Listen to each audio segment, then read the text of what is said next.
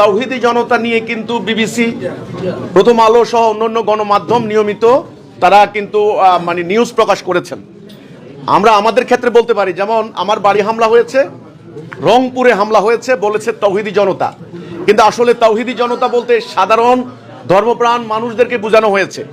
কিন্তু আমরা দেখেছি এটা সাধারণ ধর্মপ্রাণ মানুষ নয়, এখানে একটা চিহ্নিত উগ্রবাদী গোষ্ঠী আছে, তারা প্রভাবিত করছে, তারা মানে ইনস্টিগেট করছে, তারা মব সৃষ্টি করার জন্য মহফিলের নামে, সমাবেশ নামে হ্যান্ডবিল রচনা করছে।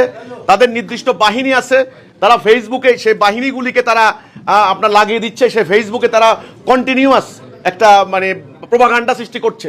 মানে তাহলে এই ঘটনাটা কিন্তু একটা পরিকল্পিত ঘটনা।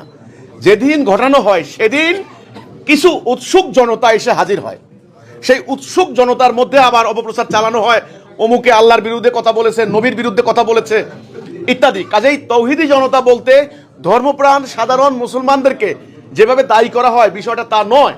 এখানে বিভিন্ন সংগঠন আছে, তারা রাজনীতি করে, ধর্মীয় দল আছে, বিভিন্ন ধর্মীয় গোষ্ঠী আছে, তারা কিন্তু একটা মানে ধারাবাহিক প্রক্রিয়ার মধ্য দিয়ে নির্দিষ্ট দিন ঘটনাটা ঘটায়। আগে সোশ্যাল মিডিয়া প্রচার করে, তারপরে হ্যান্ডবিল ছাপায়, এরপরে মহফিল করে, তারপরে একটা জনসভা করে, দেন আস্তে আস্তে আস্তে আস্তে পরিস্থিতিটাকে ঘোলাটে করে।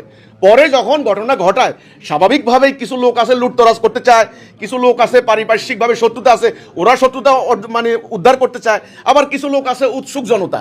তো কাজেই এই ঘটনাগুলোর পেছনে সাধারণ ধর্মপ্রাণ জনতা নয়, এটার পিছনে পরিকল্পিতভাবে একটা উগ্রবাদী গোষ্ঠী কাজ করছে তাদের লক্ষ্য হাসিল করার জন্য।